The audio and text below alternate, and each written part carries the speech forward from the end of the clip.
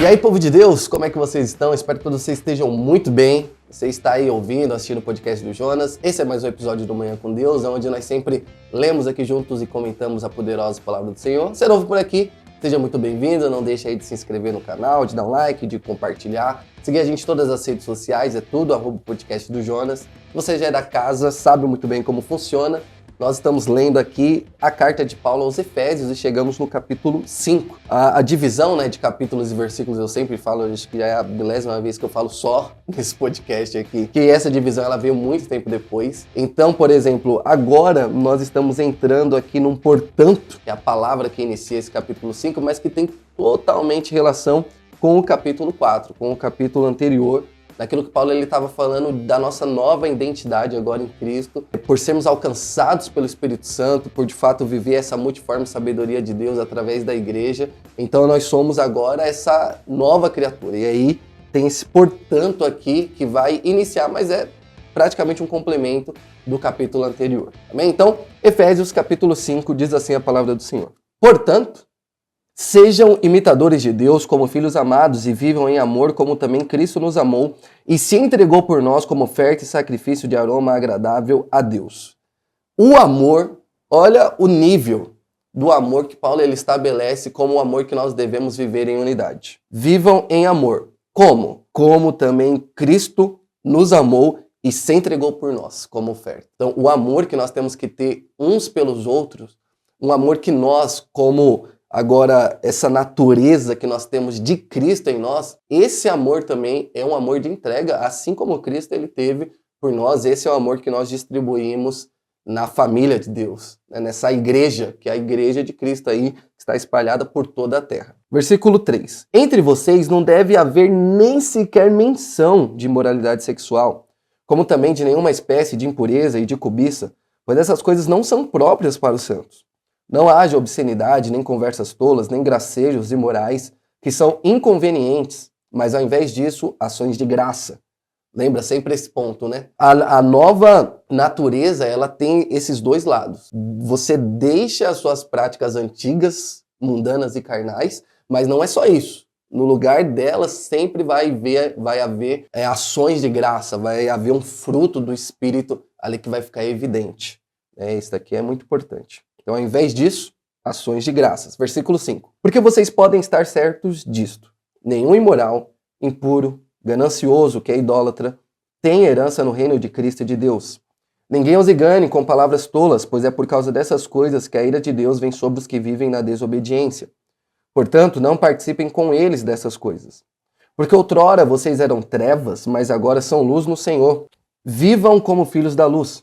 Pois o fruto da luz consiste em toda bondade, justiça e verdade. E aprendam a discernir o que é agradável ao Senhor. Não participem das obras infrutíferas das trevas, antes exponham-na à luz. Porque aquilo que eles fazem oculto até mencionar é vergonhoso, mas tudo que é exposto pela luz torna-se visível, pois a luz torna visíveis todas as coisas. Por isso é que foi dito, desperta, ó tu que dormes, levanta-te dentre os mortos, e Cristo resplandecerá sobre ti. Tenham cuidado com a maneira como vocês vivem, que não sejam como insensatos, mas como sábios, aproveitando ao máximo cada oportunidade, porque os dias são maus. Portanto, não sejam insensatos, mas procurem compreender qual é a vontade do Senhor. Não se embriaguem com vinho que leva à libertinagem, mas deixem-se encher pelo Espírito, falando entre si com salmos, hinos e cânticos espirituais, cantando e louvando de coração ao Senhor, dando graças constantemente a Deus Pai por todas as coisas, em nome do nosso Senhor Jesus Cristo. Sujeitem-se uns aos outros por temor a Cristo. Aqui é evidente, se nós somos nova criatura no Senhor, se nós verdadeiramente fomos chamados por Ele, temos o Espírito Santo, então a nossa maneira de viver ela é totalmente outra. E aí aqui Paulo ele vai falar agora, vocês são filhos da luz, e como filhos da luz, não há mais espaço da gente viver em trevas. E o filho da luz, ele expõe as trevas sempre à luz. Agora, de qual maneira que isso é feito? Muitas vezes a gente vê por aí um evangelho de imposição.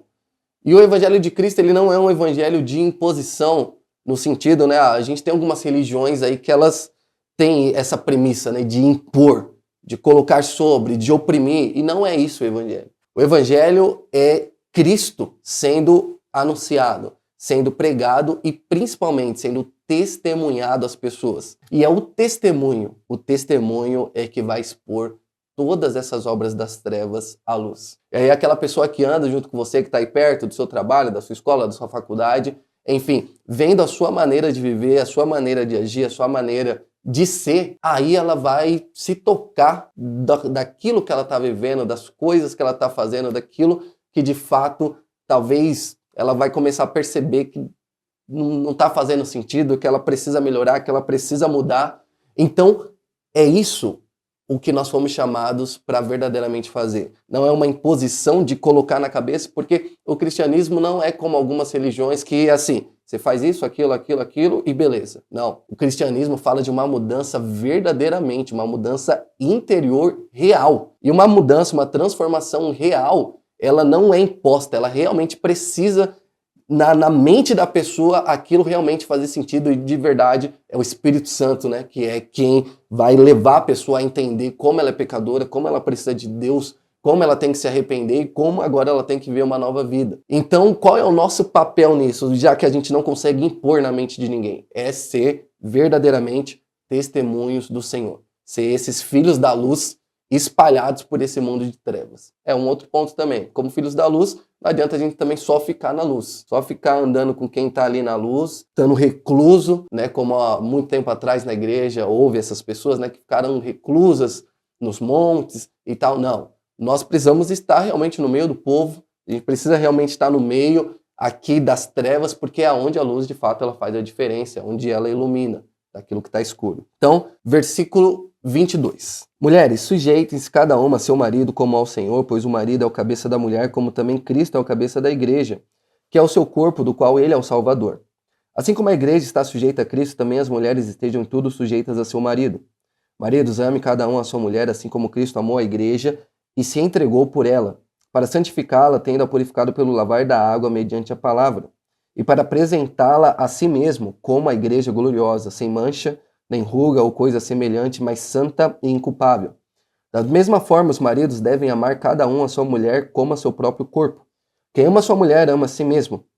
Além do mais, ninguém jamais odiou o seu próprio corpo, antes o alimenta e dele cuida, como também Cristo faz com a igreja, pois somos membros do seu corpo. Por essa razão, o homem deixará pai e mãe e se unirá à sua mulher, e os dois se tornarão uma só carne. Este é um mistério profundo. Refiro-me, porém, a Cristo e à igreja. Portanto, cada um de vocês também ame a sua mulher como a si mesmo, e a mulher trate o marido com todo o respeito. Amém? Aqui esse final, Paulo ele vai falar um pouco dessa questão da relação entre marido e mulher, e é interessante a gente perceber que é uma relação de entrega dos dois lados. Que isso muitas vezes até nós, cristãos, somos acusados por aí do cristianismo ser machista em algum nível e tal. Não, quando a gente, se realmente o cristão, ele segue a palavra do Senhor, segue o Espírito Santo de Deus, ele entendeu isso daqui claramente. É uma vida de entrega dos dois lados. Tanto do marido em relação à mulher, amando a mulher, servindo a mulher, assim também como a mulher, né, também na outra mão, fazendo a mesma coisa, amando o marido e servindo o marido. Então, é uma relação aqui dos dois. E Paulo ele vai terminar aqui porque ele vai falar sobre essa questão dos relacionamentos terrenos que nós temos e como para eles realmente glorificarem ao Senhor, eles precisam ter uma entrega mútua, os dois lados precisam verdadeiramente se entregar. Mais para frente que ele vai falar dos pais e filhos, vai falar dos escravos, enfim, vai falar de várias outros tipos de relacionamento aqui, e sempre nessa questão de entrega. Por quê? Porque no pano de fundo, que Paulo está dizendo nas entrelinhas, ele está falando sobre a igreja. Até no versículo aqui 32, ele diz assim, ele cita Gênesis, por essa razão o homem deixará pai e mãe e tal, né? Ali a gente tem a primeira premissa do casamento na escritura, logo no começo da história, ali Adão e Eva. Então ele cita o Gênesis e ele fala assim, este é um mistério profundo. Mas não o mistério do casamento humano meramente, mas o mistério do casamento entre nós, que somos a igreja, a noiva de Cristo e o próprio Cristo. Então, o que ele está querendo dizer, em outras palavras, é que esses relacionamentos, eles de fato mostram um pouco daquilo que é o nosso relacionamento, óbvio, de uma maneira muito mais profunda, entre nós, igreja, com o nosso noivo, que é Jesus Cristo. Amém? Então, que a gente possa verdadeiramente viver isso. Uma vida de entrega, uma vida em comunidade, uma vida de compartilhar, uma vida de comunhão verdadeira, porque esse aspecto da comunhão, da entrega, da relação do um com o outro, são todos exemplos, são todas sombras do que haveria de vir em relação ao nosso relacionamento com o nosso Cristo. Amém? Que Deus te abençoe. Tenha um dia abençoado para a glória de Deus. Se Ele permitir, nós possamos estar aqui juntos amanhã, lendo a sua palavra para a glória dele. Amém? Deus te abençoe, meu irmão.